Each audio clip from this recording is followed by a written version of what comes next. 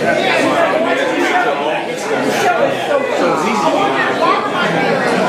everyone. We're going to get started in a second. Sorry, bro. Sorry, bro.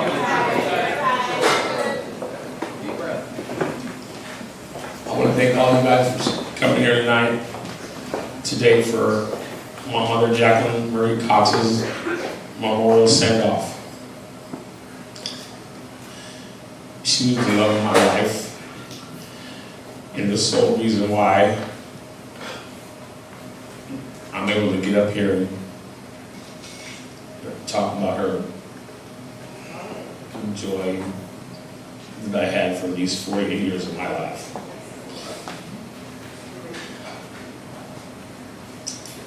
As far as I can remember, probably only starts back about when I was about 5 years old.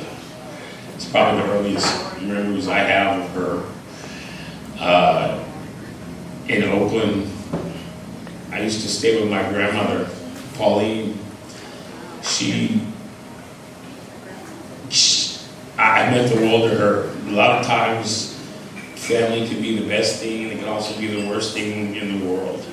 And a lot of times, we dealt with things in our family that we don't really want to go through. But she decided she didn't want to go through the old puppy. She was just going to do it on her own. And she showed me that, I lost my grandmother when I was 5 years old. So my mother lost her mom when she was, say, 27, and she had a child. And she was able to go on with life and show me how to go on with how to do it properly. And so I just want to thank all you guys first for coming out here and enjoying the celebration with me, and to know that everyone that's met her, she truly loved each and every one of you guys, because she knew that you guys were going to be my family when she was going to be gone.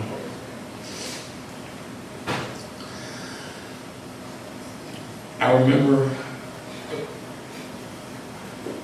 I was in a car in front of my aunt's house.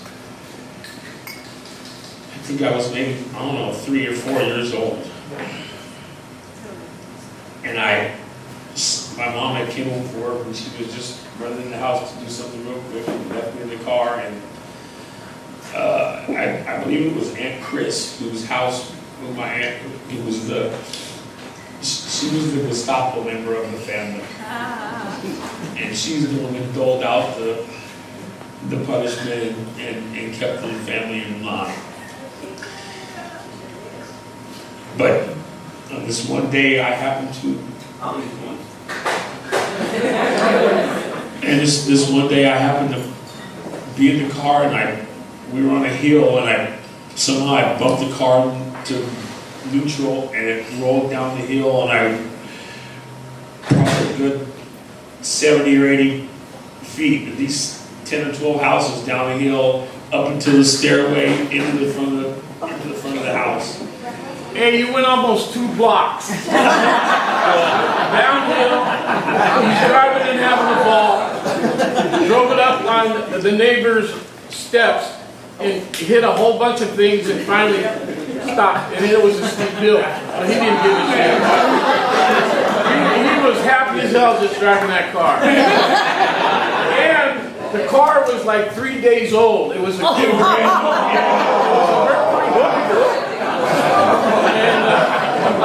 My Aunt Chris had a bad leg,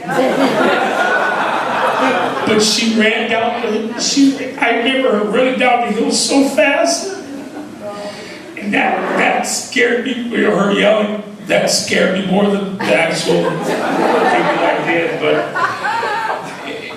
a lot of times growing up, you don't really think that those are going to be lasting memories, or those are going to be what sticks to your, in your head. But really, that's my earliest memories. Is that's when it started in me losing my grandmother when I was young. And so, we've had a rough time trying to do it by ourselves, but we weren't really by ourselves. we had a lot of friends and family that helped us along the way. And that's why I'm here to thank everybody today for showing up. We, it was a little difficult because some of the times our family, my dad's side of the family and my mom's side of the family, they never met. What happened was, I guess a pact, from what I'm understanding, a pact was made between my mother and my dad back in the 60s because it wasn't so societally acceptable for white and black to get together. And so they made an agreement that they weren't going to tell everybody until it was a much better time, and easier for everybody to handle. It didn't. It just so happens that it fostered on for 20-some years. They didn't mean to make it go on for so long, but it took 25 years for anybody to find out. And how we found out was I got in trouble and I went to jail. I was in the same jail that my older brother was in. He was in control of the laundry mat, and he heard my name come across the radio, and he called me over and sat down. We talked about, maybe 10 minutes, and then we started, talking about my dad. And he was looking at me funny, like, right now it's not sounding too good. We're really sounding like we're brothers, and I don't want to say nothing until I'm absolutely sure. So he called back and made a phone call, and I get a call like 2 o'clock in the morning from my bunk to get up to go, to go get this phone call, and it's my dad. And he's told me that, yeah, that's your older brother Kevin. And I guess it's time for everybody to get together. So eventually, through talking, we weren't in there long, but we were able to get out and have a little meet and greet, a little party at my dad's house. And it was, I guess I was maybe 27, but it had been a long time before I had met my dad's side of the family, and it was interesting because growing up, I was raised Italian. I was raised one way in my house, but then when I went outside, I was always judged, differently. And when you're young, you don't really know why. But I was strong-headed because my mom was a very opinionated. The Shiloh family that I come from is really pig-headed, and the Boyd family, the Boyd family, the men have their own special way of doing things. Right. So it was really interesting growing up, but I could see that I thought I guess I am still a little bit of a jerk and an asshole, but I know I'm a difficult individual. Yes, sir. But my mom, I take a lot of my traits that my mom taught me, and I guess I've touched a lot of people growing up because the people that really mattered all came through for me when it was in my time of need. So, thank you guys very much.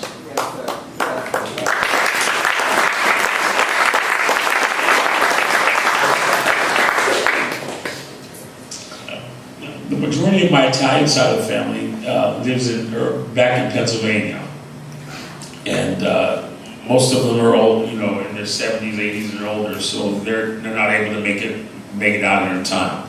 But thankfully, my good friend Brendan, he's filming this whole event, and I'm going to have a link that I can post it up to, and then everybody can view the services, and I can send that back to the older generation that knew my mother when she was growing up, and they can be assured that she's going to have a proper Sicilian Catholic send off like the Shilohs are supposed to have.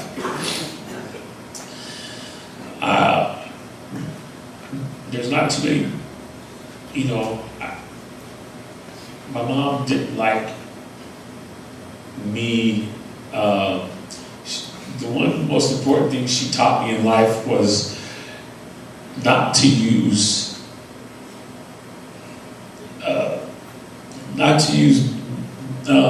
being black as an excuse, or the way brothers get treated in this world as an excuse to not succeed. She never liked me to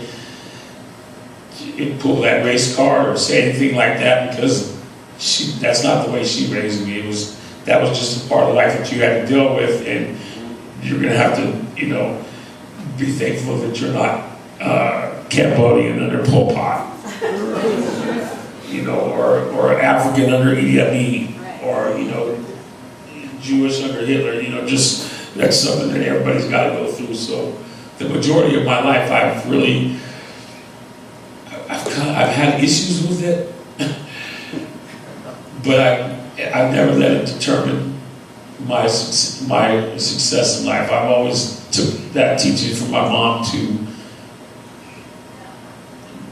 it's not going to stop me from succeeding. That's not an excuse. It's just an explanation. So a lot of my strength does come from her, and majority of people that have met my mom have all said the same thing. You guys are so much alike, and it's only because of her, of her teaching that I'm able to get up here and say some of those things I'm saying in a fashion that I didn't think was going to be possible. I'm a mama's boy. I've always been one. Sometimes I'm real emotional. If I don't care about you, I can cut your throat. You would die. It wouldn't make no difference to me. But if you happen to be in my little circle that I keep small for a reason, so I don't have to spread myself out so thin, you guys get my undivided loyalty and attention. And anything you guys need, you just have to ask.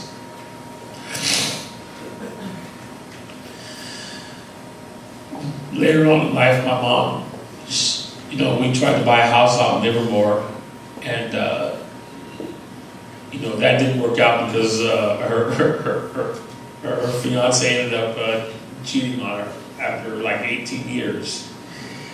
And at 50-something, you don't start over. So she threw him out, kept the cars, kept the house, kept everything, but didn't realize you still got to pay bills come every month for all those things.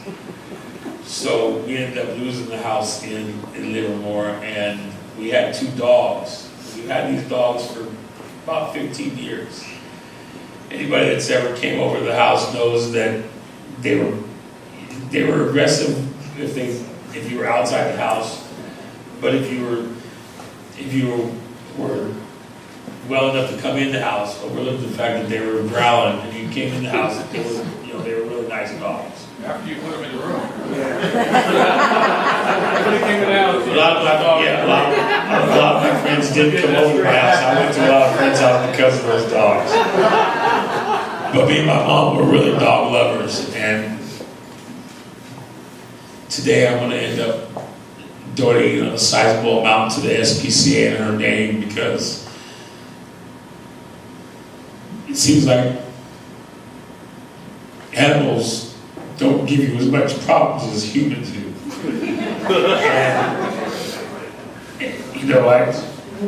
And, along the way of my life, I've always had dogs, whether they were mine or somebody else's. I was always part of that. And that's why our first dog, Komodo, raised a bear, is going to be buried with my mom. She took care of him. She gave up her retirement just so that the dogs could live with her in Motel 6 when she lost the house. She would have rather used up all her money to help these dogs than to save money for her end of life necessities. I got my strength from her. When I found that out, I started saving for her retirement, because there was no reason why I couldn't work another 20 or 30 years and make more money for myself.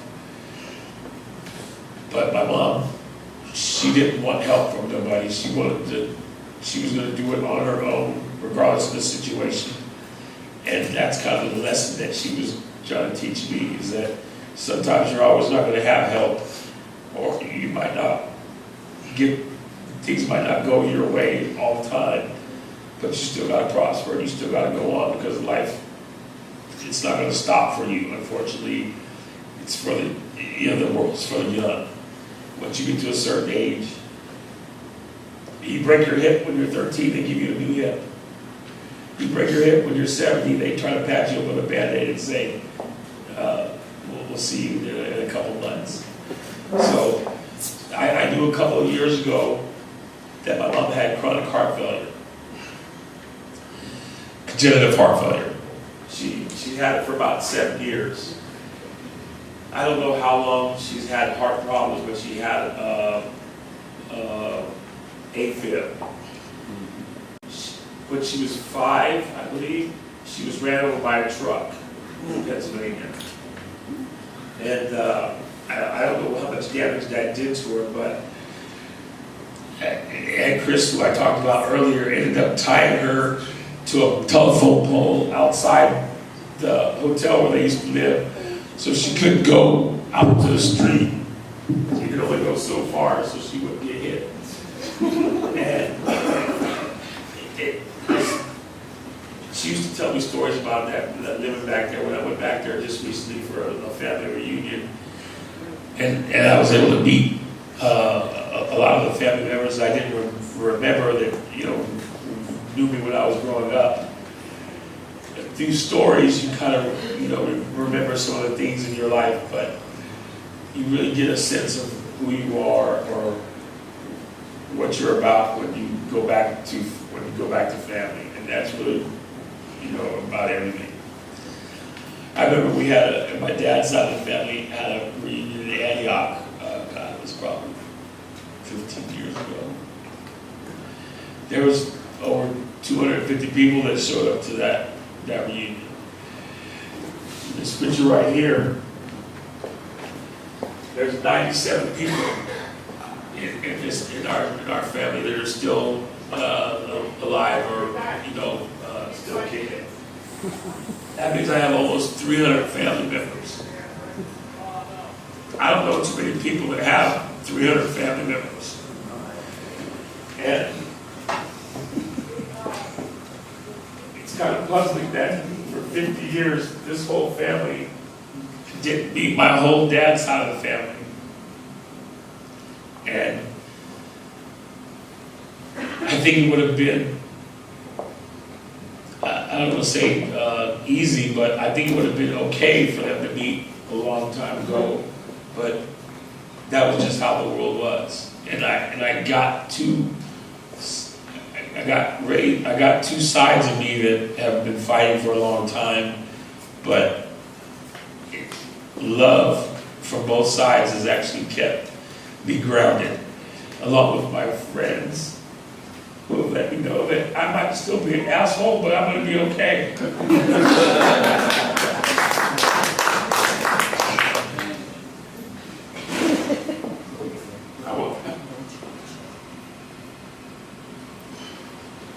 My mom wanted to be married with her mother because that was what her, she didn't like to talk about end of life issues, but that's what she wanted.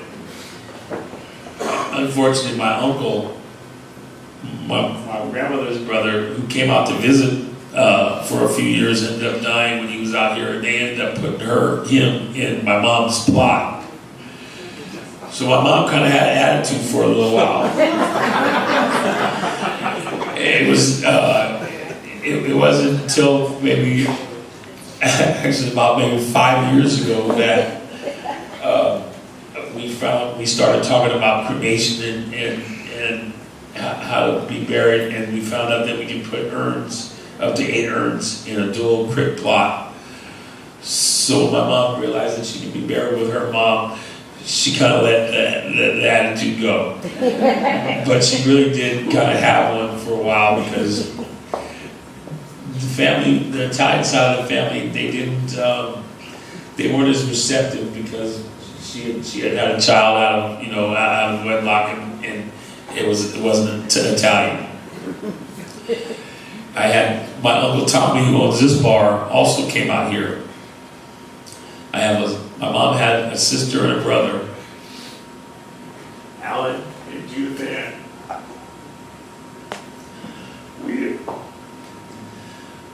We weren't too close because we were like 2,000 miles apart.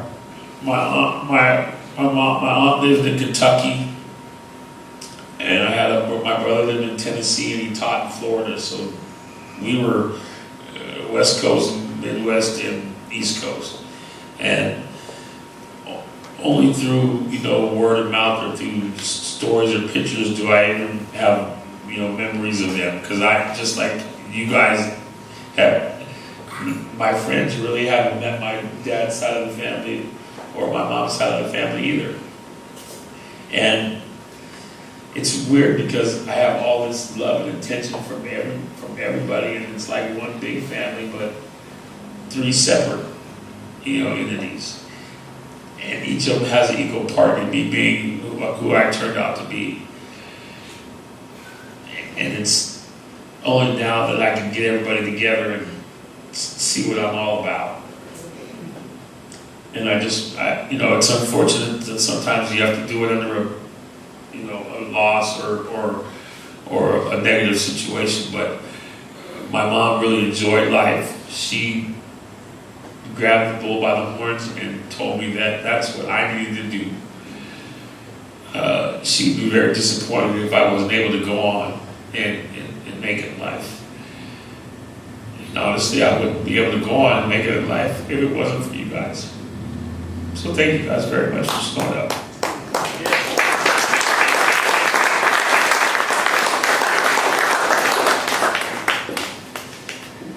I have a few more things I want to say after this, but I'm going to leave the mic up, stage up for about another 10 minutes to let anybody else who wants to come up and say anything on my mom's behalf.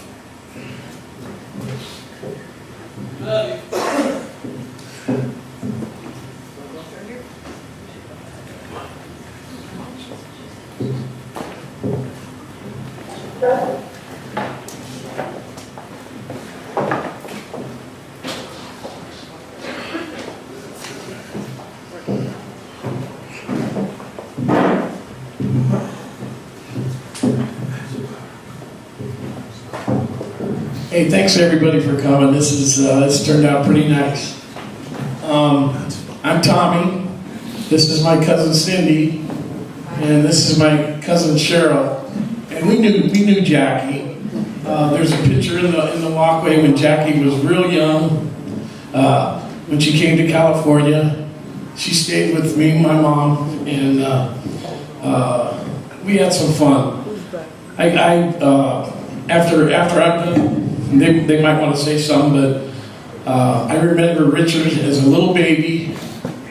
He was probably about 2 years old, and he stayed at my house in Oakland with my mom. And I remember him in the crib, and he was a little nut. He had so much energy as a little guy. I remember him in that crib, like wanting to tear that crib apart and shaking it. And I'd always get him and put him down and tickle the hell out of him. And we had some pretty much fun. But one story I want to tell real quick. This was the naval station in Alameda. My cousin Jenny, she's a year younger than me. She's like 63 now. But when she was like 10, 11, 12 years old, she used to dance at that Margot studio in San Leandro, and they used to put a yearly show on at the naval station in Berkeley. It was a big show. There's about 300 people in there, and these are all naval officers and stuff. Well, anyway, my cousin Jenny, and there was about 12 of them up on stage, and they're doing the can and all that stuff. Well, Richard was about 4 years old, and Jackie wasn't even there. It was when my Aunt Pauline was watching him. And by the way, Aunt Pauline's whole life was this kid Richard. She wanted to make sure that she gave him everything that he possibly could have, and she went without. The dresses and everything. She just Just everything was for Richard. But she loved this kid so much. But when we were at this show, Richard broke away from her and ran. Do you remember this, Richard? Yeah, I remember. I'm not kidding. He's 4 years old. Richard broke away from her and it goes up on the stage and he's looking at the girls dancing and he's trying to do the kick can with them. And my Aunt Pauline, which was Richard's grandma, was running and trying to get Richard. Now Richard's running. He's running in between all the dancers. And when he got away from her far enough, he would stop and do the dance. I swear to God, it was probably, and I've been doing comedy for 38 years. And I remember I was still pretty little, but I remember laughing my ass off. And my mother was hysterically laughing. It was probably the best day in her life. But you can imagine my Aunt Pauline, who wasn't dressed very nice, I think she was like in a moo-moo or something. And she's running through the crowd trying to catch him. And that little shit, he'd run from her. And then when he got enough distance where she couldn't get him, he'd start dancing again. But that was a great moment. Oh, that car thing. That car thing, that was in my house on Carlton Street in Oakland, and this is up by the Claremont Hotel. This car was, I think, it was the day they bought it. It was a black Mercury Cougar. Beautiful car, fully loaded. Jackie left Richard in the car by himself, and the car is not supposed to be taken out of park. Somehow, he got it out of park, and the car started going down the hill, and then it hit a flat spot, and then it hit an even steeper hill, and that's Carlton Street in Oakland. And he's driving all up on all the neighbors' houses, probably about 6 or 7 houses, and finally came to a stop, crashed into some stairs that were going down. But one of the weird things on this is Jackie told the people that she had insurance on the car. There was no insurance. So, I remember the people from the Mercury dealership in Hayward. They kept calling and trying to get money, and I know they didn't get a dime. No.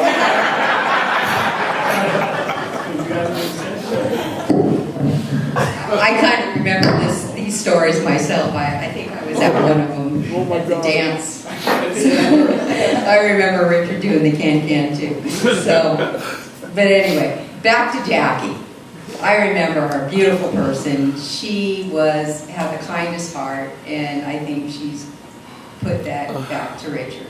So you did a great job, Richard. Thank you. Yeah, it was a nice day. So, but Jackie took care of my son. She took care of my mom, and I appreciate her so much for that. And she was just the best. That's all I can say, and she'll be missed. So I'm just glad I'm here today, and I'm sorry that she's gone. And I'm going to miss her terribly. And Richard, I just want you to go on and be the best that you can, okay? And that's been shown up from you. But you've got her heart, honey. All right. So that's all I have. Hi, I'm Cheryl Ann, and I remember these stories as well. But I want to talk just a little bit about my cousin Jackie. Aunt Pauline lived with my mom and my dad. It always seemed that one of our Italian family members was living with us, growing up. And Jackie came to live with me. I was maybe 6 years old. She had to be at least 20, 21, because she used to go out to the clubs dancing. And there's a picture over here of her in her heyday when she was a dancer. And I remember she used to have this big blonde bouffant hairdo, and she'd have her wing glasses on, and she'd come out and show me how to do skate, right? And there was a club in particular in Hayward called Frenchie's. That was her weekend hangout. And I'll never forget one Saturday, because I'd already be in bed by the time they got home. But one Saturday, she couldn't wait to show me that she had won the big trophy for the best dancer. And I think my cousin Cindy remembers those days as well, too, because they watched us when they had to. You know? And yes, I was. No, I wasn't dancing yet. Yeah. We all were in that dance studio, all the girls. They shoved us all in that dance studio. But my cousin Jackie, what I remember is she always told the truth, you know. And when she got pregnant, her and my Aunt Pauline left our family. Because as Richard said, back then it wasn't acceptable for interracial relationships. And I remember I didn't see them again until Richard was about 3 years old. And my Aunt Pauline decided to bring him to one of our family functions, because you know, big Italian families, we do the Christmas and the Thanksgiving and the Easter with like 50 people. And I'll be a son of a gun, the older family members, my dad, Cindy's dad, who were staunch and indifferent, Richard won their hearts that day because guess what he did? He showed them he knew how to do this. And by the end of that day, things started to turn around, and that's when they went to live with Tommy and my Aunt Augustina. You know, and I'm really sorry that that happened, but I'm so grateful. I'm so grateful that we came back together, because you do have your mom's heart and her spirit and her honesty. And I'm so proud of the man that you are, Richard. And she's looking down on you right now and saying, you did good, baby. You did good. Thank you all for being here. Does anybody have any fun stories about Jackie that you might want to share? Raise your hand. Come on, somebody's got something. No?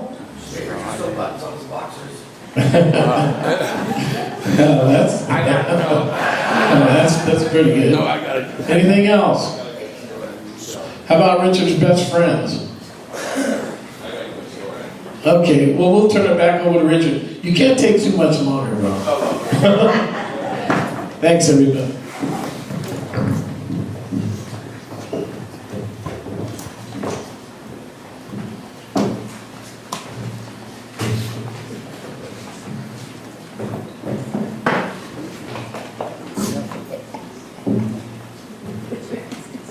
Just one more little story I have when I was real young.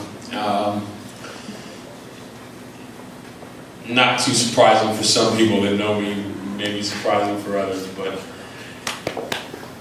I believe when I was maybe 3 or 4 years old,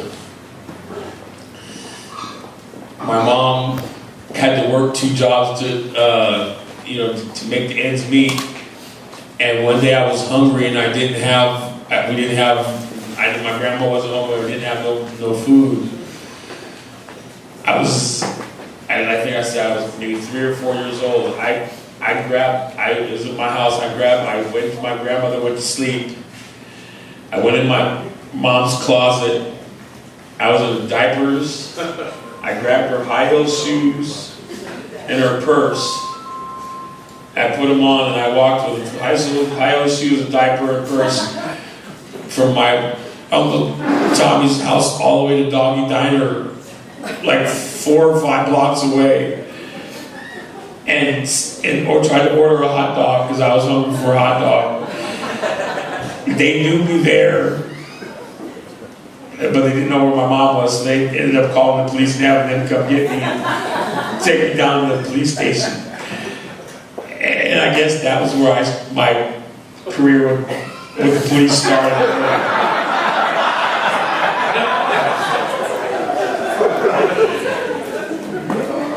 But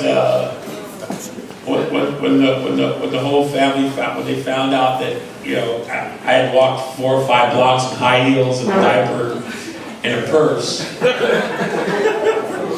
They didn't really, I mean, like I said, back in the 70s, that was probably a little more weird than it is today, but they knew who I was at the dog and diner place, so it wasn't really a big issue for them. But to have your parents have to come down and pick you up at a police station and explain how did a 3-year-old get your purse and your high heels and walk 4 blocks, down the street. It was a simpler time back then. There wasn't so many people around, and the neighbors watched out after you, so there wasn't too many kidnappings going on, and so it was a little easier for me to make that trip. But it was, if they gave me the hot dog, and I had to have the hot dog. But that's where a lot of my lack of respect for authority, I guess you could say, came from early on in years. I didn't like to be told no, and that was one of the reasons why I do some of the things I do to this day. I just want to real quick, I'm going to end this up, I just want to talk about some of these pictures. Here, my mom was about 14 years old. She won her junior high. She won the dance championship in her. I think she was a freshman. Yeah, she won the dance championship in her high school. We went to Jamaica and Haiti back in 2010, and she loved animals. She got to swim with the dolphins. That was one of her fun things that she wanted to do. And dolphins were pushing on the back of her feet, and she was probably moving about a good 30. She was moving right here, and she was holding up, but she really enjoyed that. She was about 32 here, and she just got her nice government job, got her a new pay raise. We were able to get out on our own and start a new life in Fremont. This is her Facebook picture. I don't do Facebook. She kind of got on it and started doing it, but and this is our dinner picture when we went to Mexico last year. We ended up having this was our formal dinner pose. This is my Italian side of the family's photo. We have, you know what I don't have is I don't have no pictures of any of Dad's family. Like, we don't have. She loved dancing. That was her thing. She liked, when she was young, we used to have a bar. There was a bar in Oakland. What was the name of the bar? Aloha. The Aloha Bar. They used to pay her pistachio nuts to dance on the top of the bar. And she loved them, and she loved to dance. And that was when she was 5 years old. Here she is at 58 and still going back to her reunion. She still liked dancing. So that was a big thing for her. She liked swimming. That was being able to, I guess, it was a stereotype that black people really didn't do water at sports really that well, swim really well. She taught me at a very early age how to do water, how to swim, and that was one of her ways of teaching me that not to use that as an excuse not to succeed in life. That was one of her ways of showing me that there's ways of doing things that you don't have to do it how society says. Whatever works for you, you try to incorporate that in your life, and people will follow along. My grandfather, Alan, he was in the military. He was in the Air Force. He was a colonel, a fighter pilot in the military. He got a Purple Heart for getting shot down in World War II. Crashed behind enemy lines and got him and 7 of his crewmates out behind enemy lines in 2 American hands during World War II. So he was a big, strong person. That's how I think my mom got a lot of her stubbornness from. Is from him. My mom, Pauline, or Grandma Pauline, like my uncle said, I was the love of her life. She would give everything away just to make sure I was going to make it. My mom was working 2 and 3 jobs. It was my grandmother who really raised me. Well, my mom, when she died, I was only 5 years old, or 4 years old. My mom was only 27. She had a child at 27 and lost her parent. And she made a whole life for herself and me. And I would be doing an injustice to her and the rest of my family if I wasn't able to go on and show proof and put into what she was able to do. And one of the main reasons why I'm going to be able to do that is not because of just her. It's because of all of you guys that made this day so incredible for me that life is worth living. And last but not least, I'm a big Steeler fan. We were born in a onesie. We were from back east, but the way I remember my mom the most is not with these pictures here and here. It's when we went to dinner, we liked to eat at Nations. That was one of our favorite restaurants. And it's like Harry's Hot Raw. It's a hot raw where you can get your raw juice and your rare beef. And we went to dinner at least twice a week because that was what I felt that she deserved for all the hard work that she put in raising me, a stubborn kid, for 48 years.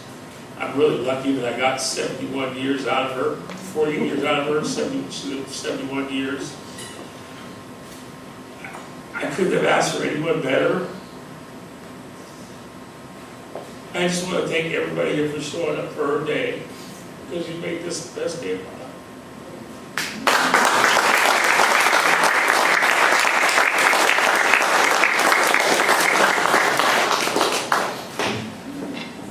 We're going to have a little service, a little prayer mass, and a burial at Holy Sepulchre Church, a cemetery in Hayward.